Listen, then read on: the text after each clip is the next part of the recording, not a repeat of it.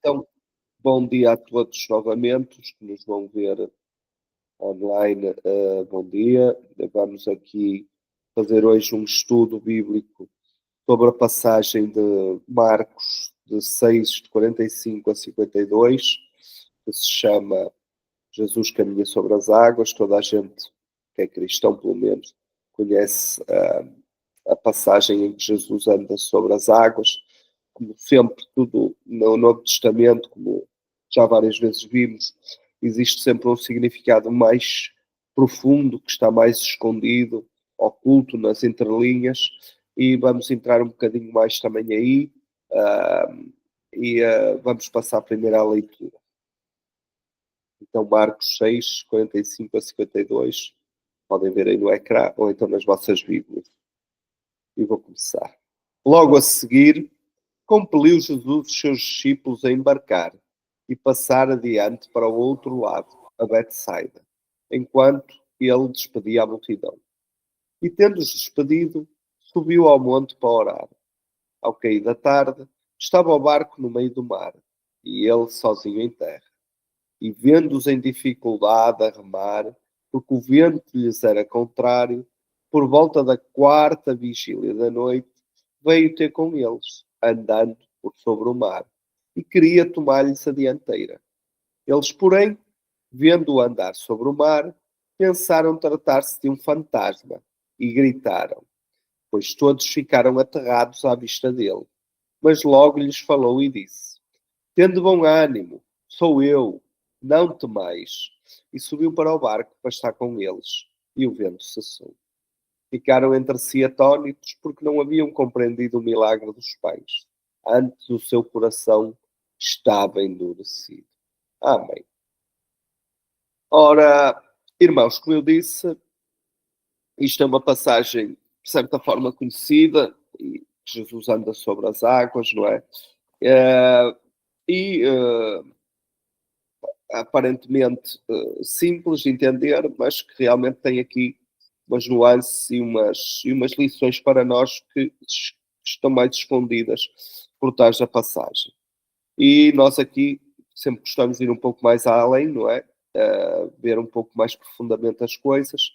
E vamos então a ver o que aqui mostra inicialmente, é logo numa abordagem simplista, não é? Vemos o poder absoluto de Jesus sobre os elementos materiais, não é? Anda sobre as águas, domina os ventos, domina tudo, não é? Não há nada material que Jesus não tenha absoluto controle, seja o que for.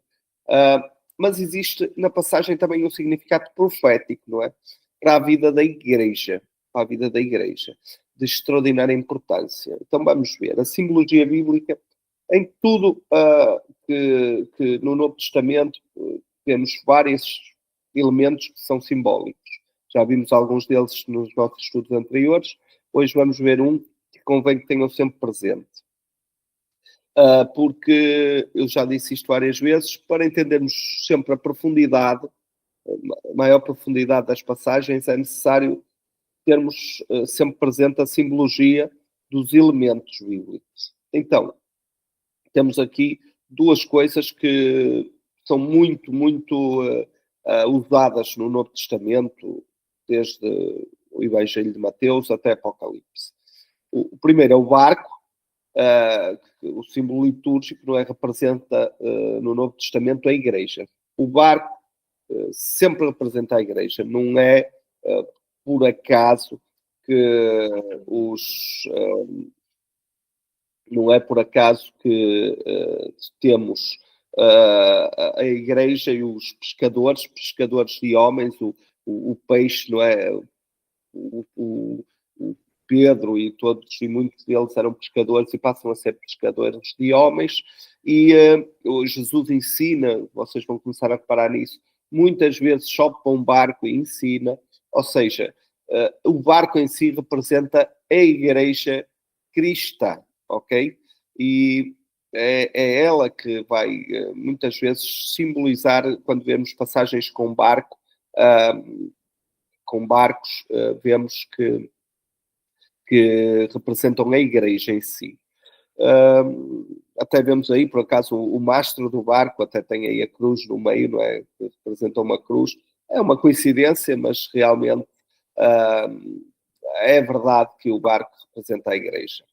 O mar, por sua vez, representa sempre um lugar de forças ocultas, um sinal de caos, lugar da presença dos inimigos de Deus, representa a multidão humana das nações gentílicas, alheias e ou em oposição a Deus. A turbulência do mar. Nós vemos, por exemplo, em Apocalipse, que Deus está sentado tipo num mar de cristal, num mar de vidro, imóvel, calmo, sereno.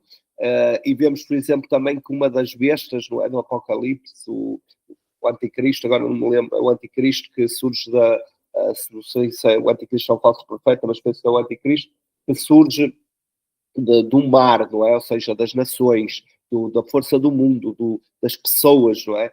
A turbulência do mar representa a turbulência do mundo, a turbulência das vontades humanas e tudo isso. Um barco sobre o mar representa a igreja, então, cristã, que navega sobre esse caos, que tem que navegar sobre esse caos. E temos que ter... e pescamos o peixe, não é? As almas no caos do mar. O peixe sai do mar, assim como as almas saem do caos do mar. Ou seja, temos então uma simbologia muito forte, tanto no barco como no mar. E a partir de agora, sempre que vocês estudarem passagens que vejam estes elementos, tenham presente sempre isto, porque pode-nos ajudar na interpretação da passagem. Então, tendo esta percepção, é para mim, não é? Uma visualização de que esta passagem tem um significado profético muito importante para a vida da igreja.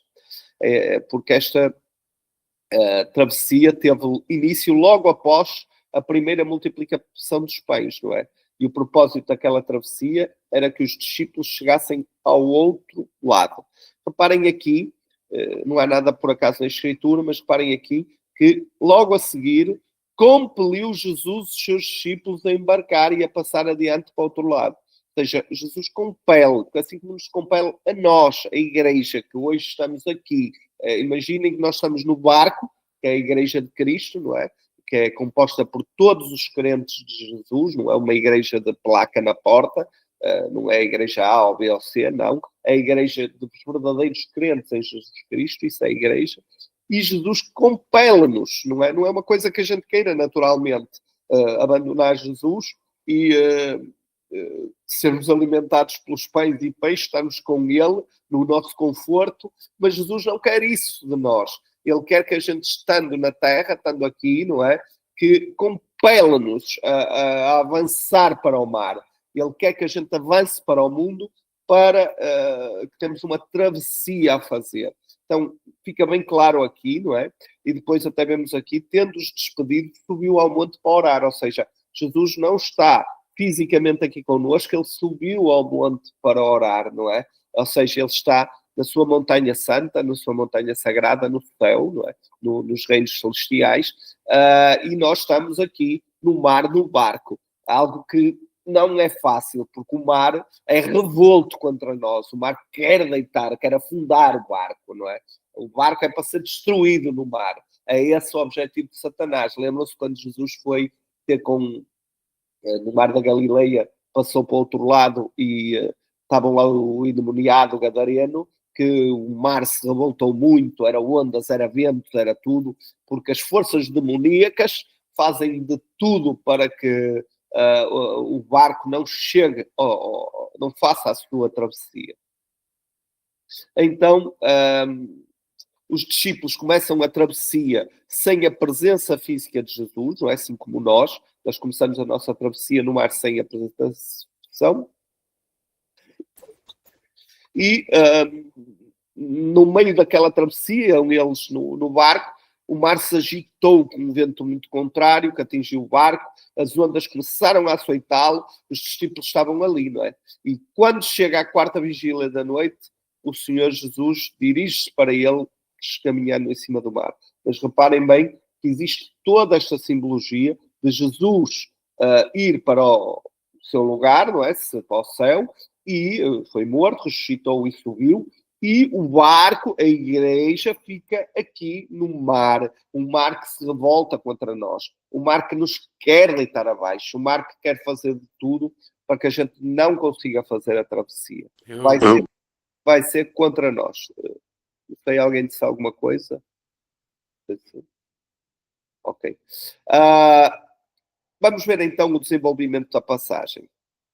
Esta experiência é profética, aconteceu fisicamente com os discípulos, não é? Há muitos anos atrás, mas como eu disse, ela está acontecendo hoje, espiritualmente e profeticamente com a Igreja Fiel.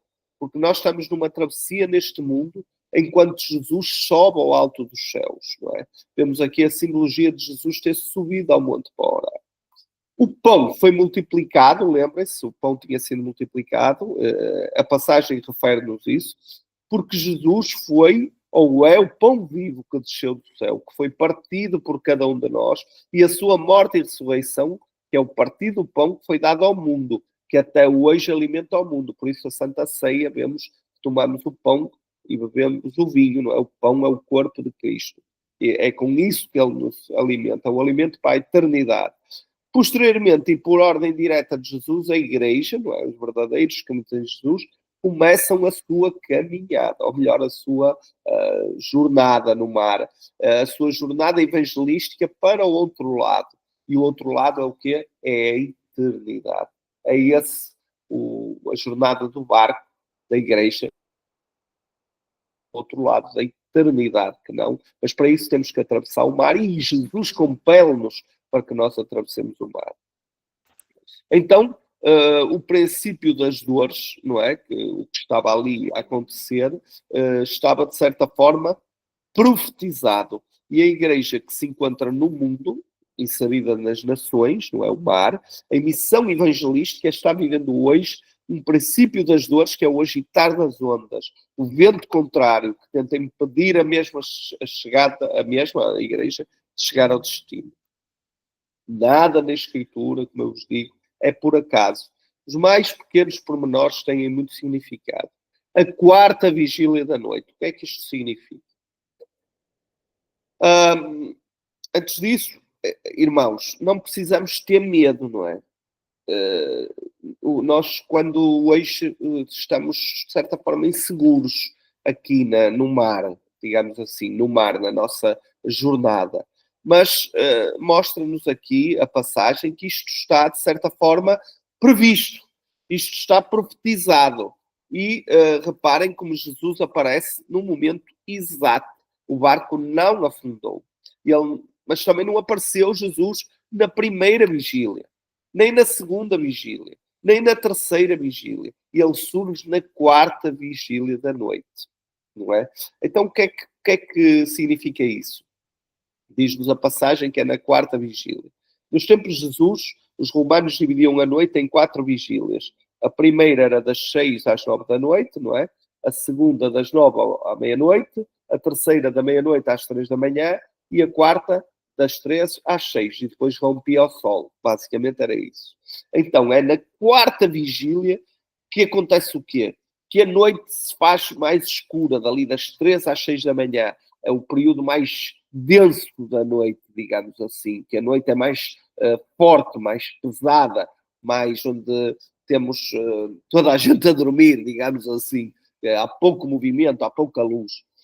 E o que é que significa? A quarta vigília da noite é quando também no mar, se formos ver isso, não é? Ali no Mar da Galileia e naquelas zonas, que também nessa altura as ondas são mais revoltas, os ventos são mais fortes, em razão da proximidade do nascer do sol, não é? E o texto atesta este fenómeno, quando diz que neste período eles remavam com muita dificuldade, porque o vento lhes era totalmente contrário. Então, é na hora da noite mais densa, da quarta vigília da noite, que os discípulos enfrentam o vento contrário no meio do mar. É aí que o ataque do poder das trevas se torna muito ativo e na sua plena força na terceira vigília da noite e principalmente na quarta, pois pelo romper da manhã nasce o sol e, como diz a palavra, a misericórdia do Senhor se renova, não é? Então, é naquela altura, antes do nascer do sol, que todas as forças das trevas nos tentam atacar. E este período representa o quê? O tempo que antecede imediatamente a volta de Jesus a este mundo. Então vemos que este período, que quanto a mim é o que estamos atualmente a viver, não é? E por isso vemos que a cultura mundial hoje em dia é totalmente avessa a Jesus Cristo, é totalmente avessa a nós. O que é que nós somos hoje em dia? Para eles, fascistas, não é? Nós somos fascistas, somos retrógrados, somos fanáticos, somos essas coisas todas. Eles levantam-se contra nós, a televisão levanta-se contra nós, o governo levanta-se contra nós, tudo se levanta contra nós, e vemos que este período, não é, que é referido e que é, no fundo, retratado nesta passagem, é o período exatamente que estamos a viver hoje. Nós estamos, quanto a mim, na quarta vigília da noite. E vemos que este período é de grande força para o reino das trevas. E isso não é surpresa, não é? Nós sabemos que o anticristo, antes da vinda de Jesus, vai ter o poder do mundo sobre os seus pés. Durante pelo menos 3 anos e meio, na sua plenitude. Ele governará o mundo, ele e os 10 reis. Então, isso está em Apocalipse. Então não é surpresa para nós o poder que será totalmente avesso ao cristianismo, ao ponto de persegui-lo e matar alguns de nós. É o que é, não vou inventar nada, vocês já sabem disso, já falámos muito sobre isso em vários cultos. Então, nós somos preparados para esse momento. E esse momento já começou. Há já a quarta vigília, é onde nós estamos atualmente. Não é por acaso que temos um Papa, por exemplo, que, quer dizer, mais satânico que aquilo, só se ele vestisse de vermelho, não é? E andasse com a Bíblia do António Lavey debaixo do braço, que é a Bíblia satânica, porque é difícil ser mais satânica com a conversa do Papa do que esta. Então, nós vemos como estamos num barco, estamos na quarta vigília da noite, as ondas são contra nós, o vento é contra nós estamos aqui. Mas isto está tudo previsto. Ok, irmãos? Que não haja dúvidas que isto está tudo previsto. E Jesus não é apanhado desprevenido. E foi ele que nos compeliu a chegar até aqui. Ok? Então, é importante. Jesus queria tomar-lhes a dianteira. O Evangelho ainda nos mostra uma curiosa intenção de Jesus de passar na frente do barco. Ora bem, eu não tenho uma explicação muito conclusiva, não é? Porque ele tivesse o desejo de fazer isso. Mas há realmente a preocupação do autor bíblico em nos apontar isso. E esta é das pequenas coisas que eu fico um bocado, enquanto o resto é claro, não é? Para quem conhece a simbologia, acho que não há dúvidas. Aqui fico um bocado, dou 2 explicações. O Espírito Santo pode-nos mostrar com mais certeza dentro de nós o que é. Mas há 2 coisas que podemos ver. A primeira, que Jesus realmente tem que estar na nossa frente, sempre. Pois quem está à frente está a conduzir, não é? É ele que aponta o caminho, orienta o ritmo e a velocidade. Se não deixarmos Jesus dirigir os nossos passos, não existe esperança que cheguemos a Porto Seguro. Isso é a primeira coisa, por isso Jesus quer passar à nossa frente. Em segundo, ao desejar ir à frente do barco, também Jesus pode nos querer dizer, não é? Mostrar aí, que é poderoso bastante para nos salvar de afundar, para nos libertar do poder da tempestade, coisa que na verdade ele fez. A questão é, mas será que nós estamos dispostos que ele tome a dianteira do controle das nossas vidas e segui-lo por onde ele for? Isto é algo para meditarmos.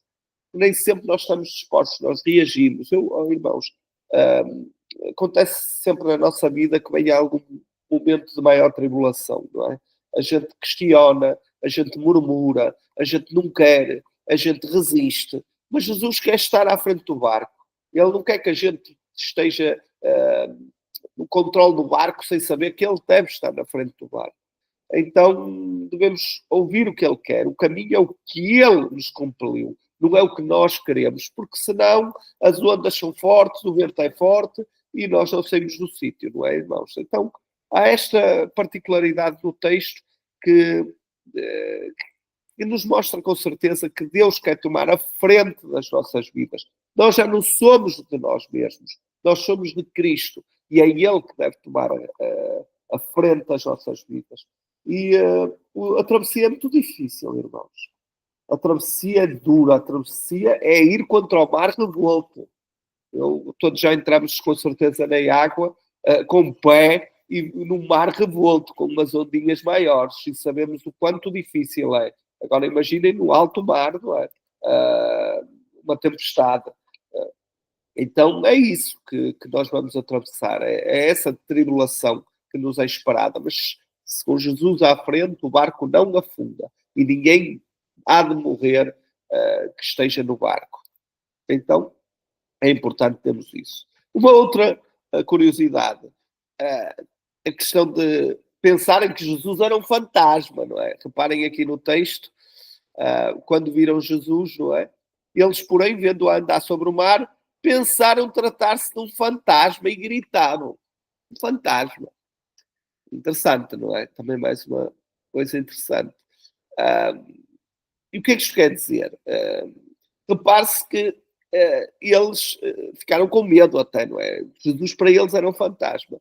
O medo, a superstição, a dureza dos corações, não é? Que é o que nós temos também, não nos permite muitas vezes ver o Senhor a caminhar sobre as águas. Por cima do governo humano das nações e no controle de todas as posições. O caminhar sobre as águas de Jesus significa o quê? Que ele está acima do governo humano das nações.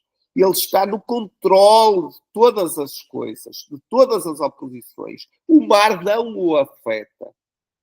Ele está na frente dos acontecimentos. E nada se passa sem que ele permita. Não é? Isto, reparem que o andar sobre as águas significa isto. Mas nós, a Igreja, muitas vezes, o que é que acha quando está a tempestade no seu auge, no seu topo? O que é que acha? Acha que olhamos para Jesus, mas Jesus não está aqui, não é? Jesus está a dormir, não é que na outra passagem que ele está a dormir. Jesus é um fantasma, não é? É um fantasma. Já morreu, já foi para o céu, é um fantasma. É um espírito do morto. Mas a verdade é que Jesus vive e está no total controle dos acontecimentos. Eu hoje, esta semana, deixei-vos um vídeo sobre vivemos os processos e não é fácil para nós. E temos que saber que, de certa forma, temos que ser moídos para transformar uma farinha grossa numa farinha fina, para dar ao pão. Ser moídos para... a azeitona tem que ser espremida para dar lugar ao azeite. A uva tem que ser espremida para dar lugar ao vinho. E nós aqui também temos que viver estes processos. Porque se não vivermos, irmãos, a coisa não vai ser igual. Todos nós temos um caminho que Deus traçou. Ele conhece as nossas fragilidades. Ele conhece a zona de conforto onde nós nos queremos estar. Ele conhece as situações que nós podemos ou não podemos viver. E, como nos ama, Ele monta as situações, Ele compele-nos a atravessar o mar de acordo com aquela tribulação específica. Porque Ele está a ver o fim da jornada. Ele não está a ver... ele não se importa com a travessia. É Ele que nos compele, porque Ele sabe que no final tudo vai fazer sentido, não é? É necessário viver os processos. É muito difícil viver os processos, porque, como se diz, pimenta no rabiosco dos outros é refresco, não é muito fácil ver o irmão na tribulação. Tens que aguentar, tens que não sei o quê, tens que perseverar, e eu estou numa posição mais confortável. Mas isso um dia vai ser a nós, não é, irmãos? E temos que lidar com o processo, porque se nós seguimos a Cristo, há uma travessia no mar para ser feita. Isso nenhum cristão não atravessou o mar, o deserto, não houve nenhum cristão que não acontecesse isso. Não é? Então, temos que saber que Jesus não é um fantasma, não é um espírito do morto. Jesus está vivo, porque o que a Escritura nos diz é ressuscitou. Reparem, irmãos, ressuscitou. Nós estamos a falar de alguém vivo que a morte não conseguiu segurar. Porque Jesus, nós sabemos, e essa é a nossa esperança. Então, ele vive e está no controle dos acontecimentos. Conclusão, para terminarmos, vemos que neste acontecimento relatado nas Escrituras temos uma experiência profética da vida da Igreja fiel. Analisamos que no tempo final, não é? Neste tempo, imediatamente antes da chegada de Jesus, ventos e marés se levantarão com fúria contra o percurso da Igreja e do cristianismo. Isso representa o poder das trevas neste mundo em níveis nunca antes vistos. A nova ordem mundial, o governo do anticristo. Mas isso não nos deve amedrontar, nem esmorecer, pois Jesus caminha sobre as águas. Ele anda sobre as águas na quarta vigília da noite. Ele dirige o caminho e controla a intempérie na hora certa. Ele está no controle. Que o medo e a dureza dos nossos corações, não é? Como diz a passagem, tinham um coração endurecido. Não faça o mesmo com a visão dos, como fez com a visão dos discípulos, achando que o Senhor era um fantasma. Que não achemos nós que o Senhor é um fantasma. É necessário acreditar e ter fé que o Senhor vive e vai à nossa frente. Deixemos Jesus ir à nossa frente na tormenta. Deixemos Jesus, entreguemos em oração, façamos a nossa parte, pelo que temos a fazer da melhor maneira. E se formos moídos, a pancada do mar no barco for dura e a gente anda de um lado para o outro, aguentemos, levantemos a cabeça e aguentemos. Temos que pregar o evangelho, porque somos pescadores de homens, não é? Como evangelistas, todos nós aqui somos pescadores de homens, todos nós temos uma componente evangelística que Deus nos dá, não é? Temos que, na família, nos amigos, nos conhecidos, ou no mundo em si, em quem Deus vai nos cruzando. É esse o nosso objetivo. Temos que pregar o Evangelho, alertar os homens para a verdade, e esse deve ser o nosso trabalho. Prudentes, mas sem medo, pois o Senhor está no controlo, e até o vento e o mar e o anticristo lhe obedecem. Amém, irmãos? Esta era a passagem e o texto que foi por nós explorado hoje. Eu penso que é sempre um texto que nos deve encher de alegria. É daqueles textos que a gente também vê que este livro não é um livro humano. Nenhum homem se lembrava de escrever uma coisa destas, não é? Usando tanta simbologia, um enredo tão rico, um enredo tão cheio de pormenores, não é? E de situações que significam tanta coisa, de uma profundidade tão vasta. É impossível que nenhum homem teria a capacidade de escrever isto. E é este tipo de texto que nos deve confortar, sabendo que a Escritura é a palavra de Deus, que tem um significado, que tem uma amostragem mais profunda para todos aqueles que desejam conhecer a Deus. Ele se revela na palavra. Ele revela o seu objetivo para as nossas vidas. Ele não nos promete facilidades, não é? No mundo tereis tribulações, ele diz isso, mas coragem, eu venci o mundo, também está escrito. E tudo isto tem um propósito, e tudo isto tem um significado. E lembrem-se sempre, só mais um pormenor, que nas nossas vidas as forças são contrárias e vêm muitas tentações. E principalmente a quem está no barco, aparece muita coisa que parece que é um caminho mais fácil. Ali uma linha d'água que parece mais fácil, não é?